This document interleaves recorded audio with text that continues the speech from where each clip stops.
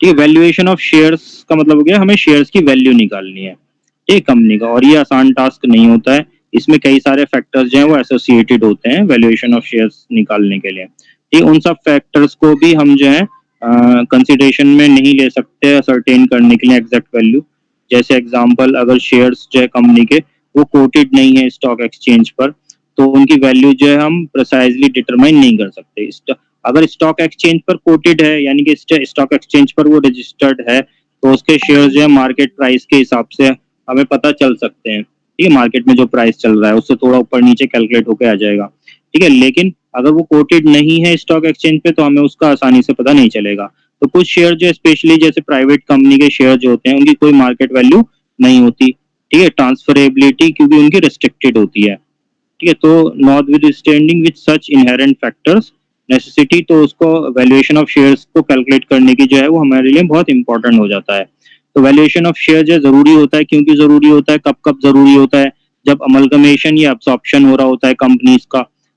ठीक है, अमलगमेशन और अब्सॉर्प्शन के लिए उनकी हमें निकालने की जरूरत पड़ सकती है कि क्या उनकी वैल्यूएशन है कंपनी की, तो वो शेयर्स के हिसाब से भी हो सकती है। दूसरा, जब रिकंस्ट्रक्शन स्कीम हो रही हो उस टाइम पर भी प्रेफरेंस शेयर्स को कन्वर्ट किया जा रहा हो इक्विटी शेयर्स में, या फिर टैक्स का असेसमेंट करने के लिए या शेयर होल्डर्स की डिमांड को पूरा वो करने के लिए, मीट करने के लिए, कंटिजेंसीज के लिए। ठीक है, ये हमारे वो है कब हमें जरूरत पड़ सकती है, किस पर्पस के लिए वैल्यूएशन ऑफ शेयर्स होता है। अब methods of valuation of shares क्या क्या मेथड्स हैं। तो पहला मेथड जो होता है वो नेट एसेट मेथड होता है। क्या होता है? नेट एसेट मेथड होता है। तो कई सारे अल्टरनेटिव नेम्स हैं नेट एसेट मेथड के, जैसे intrinsic value method, net worth method, equity method, asset banking method, breakup value method, real value method, asset basis method. ठीक है, ये एक ही के ये सारे नाम है। ठीक है, जैसे क्वेश्चन पेपर में आपका जो आया था वो क्या आया था, इंट्रिंसिक वैल्यू मेथड आया था। ठीक है, क्या आया था? Intrinsic value method. लेकिन अगर आपने इस पे ध्यान ना दिया हो पढ़ते में, सिर्फ net asset method net asset method net asset method पढ़ा हो, ठीक है, और क्वेश्चन पेपर में आ गया इंट्रिंसिक मेथड, तो आप कंफ्यूज हो जाओगे ये कौन सा नया टॉपिक आ गया। तो इसलिए इनको याद रखना है कि कौन कौन से नाम से एक इस मेथड को हम कह सकते हैं। तो एक है intrinsic value method, net worth method, equity method, asset banking method, breakup value method, real value method और एसेट बेसिस मेथड। ठीक है, ये इसके अल्टरनेटिव नेम्स हैं। तो इस मेथड में क्या होता है, नेट एसेट्स की वैल्यू निकाली जाती है कंपनी की। ठीक है, ईच शेयर के बेसिस पे। तो हियर द एम्फेसिस जो होता है वो वैल्यू ऑफ नेट एसेट पे दिया जाता है। फर्दर शेयर्स को वैल्यूड किया जाता है इंटरनल वैल्यू ऑफ एसेट्स के बेसिस पे। तो अब हम इसमें स्टेप्स हैं, वो क्या क्या स्टेप्स हैं। तो फर्स्ट स्टेप में सारे एसेट्स को ले लिया जाएगा, ऐड कर लिया जाएगा उनकी मार्केट वैल्यू पर। ठीक है, किस पर? उनकी मार्केट वैल्यू पर, या जो भी उनकी वैल्यूड है। ठीक है, वैल्यूएशन हुआ है। ठीक है, उसके बाद बुक वैल्यू पर नहीं लिया जाए। मान लो एक एसेट है वो बुक्स में तो 10 लाख का दिख रहा है, लेकिन मार्केट वैल्यू उसकी 11 लाख है, तो हम उसको 11 लाख कंसीडर करेंगे। फिर जितनी भी लायबिलिटीज होती हैं वो उसमें से डिडक्ट कर दी जाती हैं, डिबेंचर्स और प्रेफरेंस शेयर्स को भी मिला करके, यानी कि जो हमारी लायबिलिटी साइड है। ठीक है, लायबिलिटी साइड जो होती है बैलेंस शीट की, उसमें से सिर्फ इक्विटी शेयर होल्डर्स वाला पार्ट छोड़ के, इक्विटी शेयर्स का जो भी हमारे रिजर्व्स होते हैं, जो भी हमारे प्रॉफिट एंड लॉस होता है, या जो भी हमारे शेयर कैपिटल, कौन सा वाला? Equity share capital. उसके अलावा बाकी जितनी भी लायबिलिटीज हैं, प्रेफरेंस शेयर्स हैं, डिबेंचर्स हैं, उनको भी मिला के जितनी भी लायबिलिटीज हैं वो सारी डिडक्ट कर दी जाएंगी। ठीक है, जो अब हमारे पास निकल के आएगा वो नेट एसेट निकल के आएगा। फिर उस नेट एसेट की वैल्यू को, जो हमारी ये थर्ड स्टेप पे निकल के आई है, नंबर ऑफ इक्विटी शेयर से डिवाइड कर दिया जाएगा वैल्यू ऑफ शेयर्स निकालने के लिए। तो net asset value of share क्या होगी? Net assets divided by liabilities, sorry, net value of assets minus liabilities minus preference share holders claim upon number of equity shares. ठीक है, तो जैसे कि इस क्वेश्चन में हमारा क्या क्या दिया हुआ है, हमें बैलेंस शीट दी हुई है। ठीक है, तो बैलेंस शीट में क्या क्या चीजें दी हुई हैं? बैलेंस शीट में दी हुई है शेयर होल्डर्स फंड दिया हुआ है, शेयर होल्डर्स फंड में शेयर कैपिटल दी हुई है, इक्विटी शेयर्स हैं। ठीक है, reserve and surplus, general reserve, security premium, surplus balance दिया हुआ है। ठीक है, और प्रेफरेंस शेयर्स इसमें दिए हुए नहीं है, तो इसको तो हम नहीं माइनस करेंगे नेट एसेट के लिए लायबिलिटीज में। लेकिन बाकी जो लायबिलिटीज है, नॉन करंट लायबिलिटी है, करंट लायबिलिटीज हैं, short term provision for tax जितनी भी हैं वो सारे, ठीक है, वो सब माइनस करेंगे। तो ये सारी लायबिलिटीज हम माइनस करेंगे, ठीक है, ये सारी लायबिलिटीज। फिर इसके बाद एसेट्स में क्या लेंगे, एसेट्स में सारे एसेट्स ले लेंगे, non current assets, plant, furniture, ठीक है, इन्वेंट्री, ट्रेड रिसीवेबल, ठीक है, cash and cash equivalent, cash at bank. लेकिन लेकिन लेकिन अगर इनमें किसी की भी हमारी मार्केट वैल्यू कुछ अलग दी हुई है तो उसको छोड़ करके, जो बैलेंस शीट में दी हुई है उसको छोड़ करके जो उसकी मार्केट वैल्यू है वो कंसीडर करेंगे।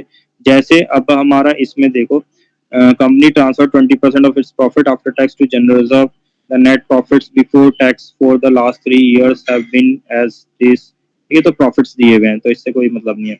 यहाँ पे दिया हुआ है मशीनरी की वैल्यू 3,20,000 है और यहाँ पे मशीनरी की वैल्यू हमें क्या दी हुई है, 2,40,000 दी हुई है। तो यहाँ पे हम जब नेट एसेट कैलकुलेट करेंगे तो 2,40,000 की जगह हम क्या लेंगे, मशीनरी की वैल्यू 3,20,000 लेंगे, ठीक है। इसी तरह से average dividend in this type of business 20% rate of tax is इतना at the value of one equity share, ठीक है। तो नेट एसेट में हमें कुछ और चीजें नहीं देखनी, बस हमें एसेट्स को और लायबिलिटीज, एसेट्स में से लायबिलिटीज को माइनस कर देना है तो वो नेट एसेट आ जाएगा। नेट एसेट को क्या करना है, उसके बाद नंबर ऑफ शेयर्स से डिवाइड कर देना है। तो जैसे कि इसमें नंबर ऑफ शेयर्स टोटल हमारे कहाँ से पता चलेंगे, वो भी बैलेंस शीट में दिए हुए हैं। बैलेंस शीट में हमारे ये दिए हुए 50,000 इक्विटी शेयर्स, तो 50,000 से डिवाइड कर देंगे तो हमारी वो इंट्रिंसिक वैल्यू आ जाएगी शेयर की। तो वही हमारी जो है वैल्यू ऑफ शेयर हो जाएगी। इंट्रिंसिक वैल्यू या नेट एसेट से बोल दो या कोई सा भी मेथड का नाम बोल दो, जो भी हमें उसमें होता है, ठीक है। तो यहाँ पे अब कुछ चीजें हैं एसेट्स को इवेल्युएट करते टाइम पे जो चीजें हमें कंसिडरेशन में लेनी है, ठीक है। क्या है फैक्टर्स जो कंसीडर करने हैं, वो क्या है, पहला goodwill. Goodwill should be valued at current cost, ठीक है। तो अब हमें इसमें क्या है, तो गुडविल भी जो होती है वो करंट कॉस्ट पे कैलकुलेट करनी है। Book value on account of purchase of goodwill should be eliminated, ठीक है, उसको हम हटा देते हैं। फिर inventory, raw materials, stocks, work in progress, इनको हम कॉस्ट प्राइस पर लेंगे, ठीक है, सेलिंग प्राइस पर नहीं लेंगे। जैसे यहाँ तो हमें बैलेंस शीट दी हुई है, ठीक है, लेकिन अगर हमें इन्वेंट्रीज का सेलिंग प्राइस दिया होता तो हम वो नहीं लेंगे, उसके इन्वेंट्री का कॉस्ट प्राइस ले लेंगे, ठीक है। फिनिश गुड्स को हमें मार्केट प्राइस पर लेना है, लेकिन फिनिश गुड्स जो है उनको मार्केट प्राइस पर लेना है। जैसे मान लो हमें दिया हुआ है बैलेंस शीट में आर वैल्यू दी हुई है और उनकी मार्केट वैल्यू दी हुई है, तो इन्वेंट्रीज में इनकी रॉ मटेरियल की, स्टॉक की, वर्क इन प्रोग्रेस की तो जो बैलेंस शीट में वैल्यू दी है वो ले लेंगे, लेकिन फिनिश गुड्स की जो मार्केट वैल्यू दी हुई है वो ले लेंगे। इसी तरह से फिक्टिशियस एसेट्स जो होंगे उनको हमें नहीं लेना होता है। फिक्टिशियस एसेट्स जैसे प्रॉफिट एंड लॉस का डेबिट बैलेंस हो गया, ठीक है, या फिर हमारे प्रिलिमिनरी एक्सपेंसेस हो गए, discount on issue of shares या डिबेंचर्स हो गया, तो इनको हमें नहीं लेना होता, ठीक है। फिर इसके अलावा नॉन ट्रेडिंग एसेट्स होते हैं, उनको मार्केट प्राइस पर लिया जाता है। नॉन ट्रेडिंग एसेट्स जो भी फिक्स एसेट्स है, ठीक है। इसके अलावा बुक डेट्स जो होते हैं उनको हमें प्रोविजन मार्क करके, यानी कि वो माइनस करके, प्रोविजन फॉर डाउटफुल डेट्स को माइनस करने के बाद वो लिया जाता है डेटर्स को, ठीक है। इसके अलावा बाकी सारे एसेट्स जो हैं अगर उनकी मार्केट वैल्यू दी हुई है, एसेट्स की नहीं दी हुई, मार्केट वैल्यू नहीं दी हुई, तो उनको हम बुक वैल्यू पर ही लेंगे, लेकिन मार्केट वैल्यू दी हुई है तो मार्केट वैल्यू ले लेंगे, ठीक है। अब लायबिलिटीज में क्या है, लायबिलिटीज के फैक्टर्स क्या है कि शेयर कैपिटल जो है वो बोथ इक्विटी शेयर कैपिटल और प्रेफरेंस शेयर्स जो है वो गिवन है, तो प्रेफरेंस शेयर कैपिटल को हमें डिडक्ट करना है एसेट्स में से। अगर दोनों गिवन है तो प्रेफरेंस शेयर की वैल्यू को डिडक्ट कर देना है। Provisions for taxation, provision for dividend, इसको भी हमें लायबिलिटी में इंक्लूड कर लेना है, जैसा हमें ऊपर अभी क्वेश्चन में किया था। आउटस्टैंडिंग एक्सपेंसेस का एडिक्वेट प्रोविजन बना लेना है, ठीक है। जैसे मान लो कोई ऐसा एक्सपेंस है, कंटिजेंट लायबिलिटीज है या कोई ऐसा आउटस्टैंडिंग एक्सपेंस है जो कि अभी हमें पता नहीं है, ठीक है, वो पता नहीं है इतना हो जाएगा, तो उसका एडिक्वेट प्रोविजन हमें बना लेना है। इसी तरह से कंटिजेंट लायबिलिटी का भी एडिक्वेट प्रोविजन हमें बना लेना है, सारी कंटिजेंट लायबिलिटीज को कंसीडर में, इसका मतलब कंसिडरेशन में लेना है, ठीक है। जैसे ये क्वेश्चन है इंट्रिंसिक वैल्यू मेथड का, बैलेंस शीट दी हुई है, प्रेफरेंस शेयर्स दिए हुए हैं, इक्विटी शेयर भी दिया है, बिल्स पेबल भी दिया है, क्रेडिटर भी दिया है, सन्ड्री एसेट्स भी दिए हैं, बुक वैल्यू दी हुई है। मार्केट वैल्यू 70% ऑफ एसेट्स की 20% ज्यादा होगी, तो इसका 70% 7 लाख हो गया, तो 7 लाख में 20% और ऐड कर देंगे, यानी 20% 14, 1,40,000, तो ये कितना हो गया, 8,40,000 हो जाएगा। और बाकी 30% का 3 लाख का क्या बोल रहा है value, and remaining 30% at 10% less, बाकी 3 लाख को 10% लेस लेंगे, यानी कि 2,70,000 हो जाएगा 10% माइनस करने के बाद, ठीक है। फिर इन दोनों को ऐड कर देंगे तो ये हमारे एसेट्स आ जाएंगे। फिर इसके बाद अनरिकॉर्डेड लायबिलिटी भी दी हुई है, तो इसको भी कंसिडर करना पड़ेगा। प्रेफरेंस शेयर को भी कंसिडर करेंगे, बिल्स पेबल को भी कंसिडर करेंगे, क्रेडिटर्स को भी कंसिडर करेंगे, इसके साथ साथ ये 10,000 को भी कंसिडर करेंगे। तो इसको माइनस कर देंगे टोटल एसेट्स में से, तो नेट एसेट आ जाएंगे। तो नेट एसेट आ जाएंगे तो उसको फिर नंबर ऑफ इक्विटी शेयर से डिवाइड कर देंगे, वो डिवाइड करके हमें वैल्यू ऑफ शेयर आ गई। तो ये हमारा इंट्रिंसिक वैल्यू मेथड हो गया। ठीक है, समझ में आ गया? Yes sir. ये सिंपल है बिल्कुल। इसके बाद दूसरा मेथड जो है,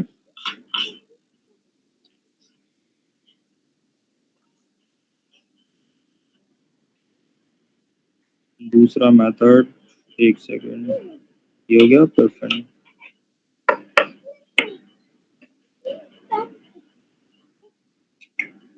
ये भी इंट्रिंसिक वैल्यू मेथड है।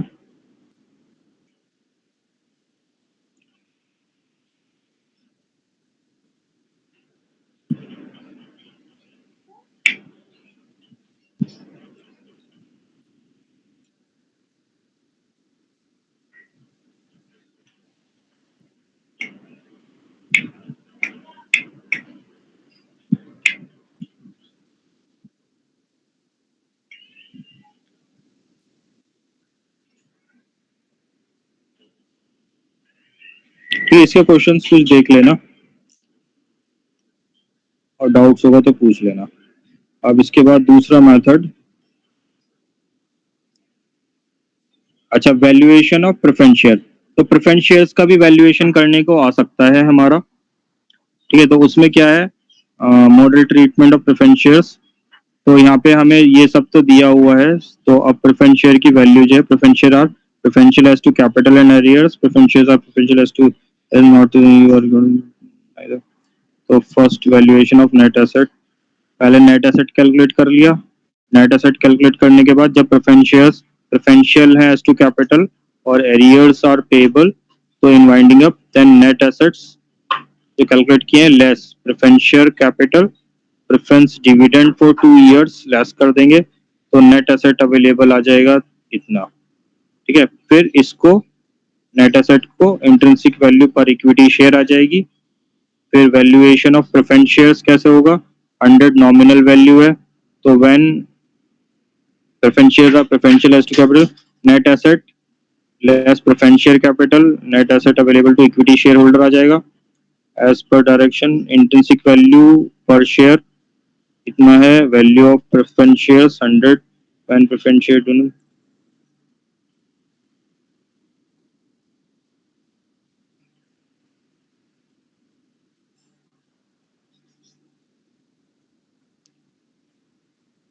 Different category. अच्छा, इतना डिटेल में आप लोग का नहीं आएगा पास, बीकॉम पास में।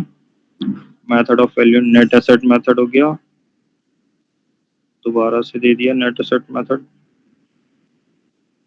ठीक है, तो net asset method valuation of share में net asset basis intrinsic value method, net asset निकालेंगे और उसमें गुडविल भी ऐड कर देंगे जो हम डिटरमाइन करते हैं। तो यहाँ पे जब भी हम गुडविल का पोर्शन आएगा, गुडविल की हमें वैल्यूएशन करनी होगी, जो भी हमारा मेथड ऑफ गुडविल का होता है। तो उसके बाद अदर एसेट्स भी हम जो है ले लेंगे मार्केट वैल्यू पर, उसके बाद डिडक्ट कर देंगे सारी लायबिलिटी और प्रेफरेंस शेयर्स भी लेस कर देंगे, तो नेट एसेट हमारे आ जाएंगे इंट्रिंसिक वैल्यू मेथड। तो जो ये हमने अभी ऊपर किया है, तो उसमें गुडविल और ऐड हो गया है, बस और कुछ नहीं है। ठीक है, फिर मेथड यील्ड बेसिस मेथड। तो यील्ड बेस्ड मेथड या मार्केट वैल्यू। यील्ड क्या होता है, यील्ड जो हमारा आउटपुट होता है, यानी कि यह प्रॉफिट्स होता है, तो प्रॉफिट्स को हम यील्ड कहते हैं। ठीक है, तो यील्ड मेथड में क्या होता है, यील्ड डिनोट्स द इनकम, तो दैट जो इन्वेस्टर्स को मिलती है इन्वेस्टमेंट के ऊपर अपनी। तो नेचुरली जो प्राइस ऑफ शेयर जो होता है डिपेंड करता है कि कितना उनको डिविडेंड मिल रहा है उसके ऊपर। ये अगर डिविडेंड ज्यादा मिल रहा है तो शेयर्स की वैल्यू बढ़ जाती है, डिविडेंड कम मिल रहा है तो शेयर्स की वैल्यू गिर जाती है। तो यहाँ पे यील्ड में रिप्रेजेंट या तो एंटायर अर्निंग्स को हम यील्ड यहाँ पे कह सकते हैं, या डिविडेंड पेड जो हो रहा है कंपनी ने वो किया है उसको भी यील्ड बोल सकते हैं। तो ये दोनों यील्ड, या तो प्रॉफिट हो रहा है, अर्निंग पर शेयर जिसको बोला जाता है, या फिर डिविडेंड जितना हो रहा है, पे हो रहा है वो। तो नॉर्मल प्रोसीजर जो होता है डिविडेंड का, वो बेसिस ऑफ कैलकुलेटिंग यील्ड होता है, नॉट एंटायर अर्निंग, ना कि पूरा अर्निंग के ऊपर होता है। तो valuation share on the base of yield is determined as follow. तो पहला हम देखेंगे फ्यूचर मेंटेनेबल प्रॉफिट को असरटेन करेंगे, कि फ्यूचर में कितना प्रॉफिट कमाने वाली है कंपनी। फिर नॉर्मल रेट ऑफ रिटर्न को कंप्यूट करेंगे, फिर मल्टीप्लायर और कैपिटलाइजेशन फैक्टर होगा हमारे पास, वो असरटेन करेंगे। ठीक है, तो ये हो जाता है। फिर उसके बाद अब ये हमारे पास दो चीजें हो गई। इसके बाद हम इसके बेसिस पर, प्रॉफिट के बेसिस पर कैपिटल निकालेंगे, capitalised value of maintainable profit को डिटरमाइन करेंगे। फाइनली जो हमारे पास यील्ड वैल्यू ऑफ शेयर आ जाएगी उसको कंपेयर्ड बाय डिवाइड करके capitalised value of maintainable profit से हम उसको नंबर ऑफ इक्विटी शेयर से डिवाइड करके निकाल देंगे। तो स्टेप 4 में जो हमारे पास आएगी वैल्यू, उसको नंबर ऑफ इक्विटी शेयर से डिवाइड करके हमारे पास आ जाएगा। यानी कि हमारे पास समझ लो प्रॉफिट दिया हुआ है, एनआरआर दिया हुआ है 10% का, और प्रॉफिट कंपनी कमा रही है 1,00,000 रुपए। ठीक है, तो 1,00,000 रुपए को हम मल्टीप्लाई कर देंगे 100 से और डिवाइड कर देंगे 10 से, तो ये हमारे पास कैपिटल एम्प्लॉयड आ गई, कैपिटलाइज्ड वैल्यू आ गई 10,00,000 रुपए। अगर मान लो कंपनी के 1,00,000 शेयर्स हैं तो 1,00,000 से डिवाइड हो जाएगा, तो कंपनी की वैल्यू आ गई 10 रुपीज, शेयर की वैल्यू आ गई 10 रुपीज।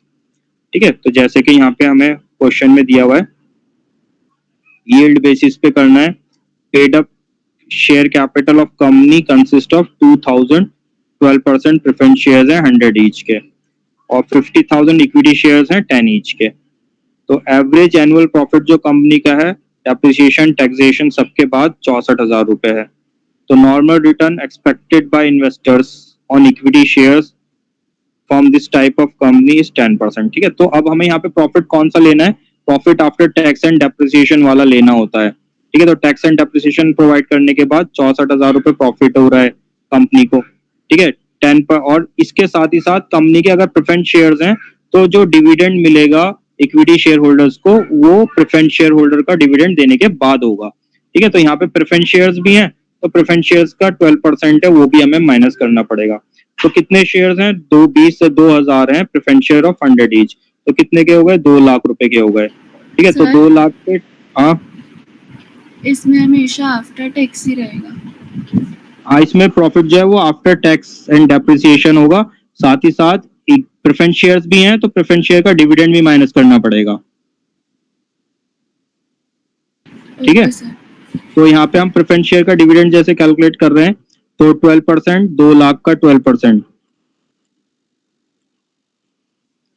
तो 12 दूनी 24,000 हो गया।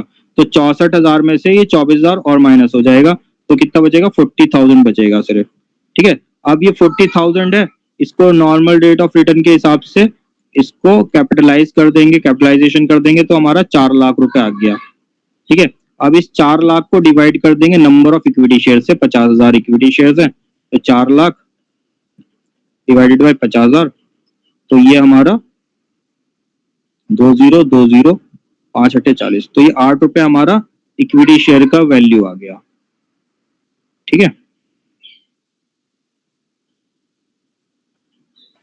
ओके, ये 8 रुपए पर शेयर इक्विटी शेयर का वैल्यू आ गया। तो जो भी हमें प्रॉफिट दिया होगा उसमें से, प्रॉफिट में से डेप्रिसिएशन नहीं माइनस है तो वो भी माइनस कर देंगे, टैक्स नहीं माइनस है तो टैक्स भी माइनस कर देंगे, और इंटरेस्ट, डिवेंचर इंटरेस्ट या कोई और इंटरेस्ट माइनस नहीं है तो वो भी माइनस कर देंगे, और इसके अलावा जो हमें अगर प्रेफरेंस डिविडेंड है वो भी माइनस नहीं है तो वो भी माइनस कर देंगे। तो सीक्वेंस होता है, पहले हमारा PBDIT होता है, PBDIT। ठीक है, profit before depreciation interest and tax, उसमें से लेस कर देंगे डेप्रिसिएशन, और तो ये हमारा आ जाएगा PBIT आ जाएगा, उसमें से इंटरेस्ट भी माइनस कर देंगे, इंटरेस्ट माइनस कर देंगे ऑन लॉन्ग टर्म बोरोइंग्स, तो फिर ये आ जाएगा प्रॉफिट बिफोर टैक्स। उसके बाद लेस टैक्स का माइनस कर देंगे, टैक्स इसके ऊपर ही होता है। ठीक है, कैलकुलेट होता है 40% या 50%, तो वो आ जाएगा PAT, प्रॉफिट आफ्टर टैक्स। फिर उसके बाद अगर प्रेफरेंस शेयर्स भी हैं तो लेस प्रेफरेंस डिविडेंड, तो ये अब आ जाएगा प्रॉफिट या earnings available for equity share holders, earnings available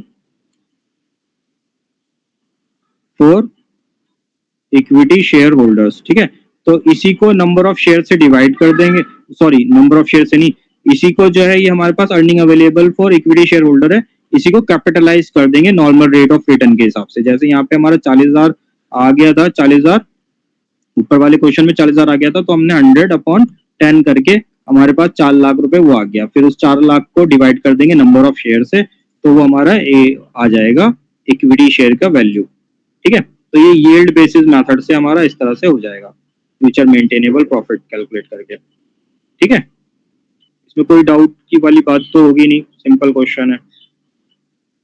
इसी को dividend basis of yield value कह दो। ठीक है, सर टोटल कितने मेथड है इसमें? टोटल 3 मेथड है। ठीक है, एक इंट्रिंसिक वैल्यू मेथड, उसी के अलग अलग नाम है, एक यील्ड में वैल्यू मेथड है।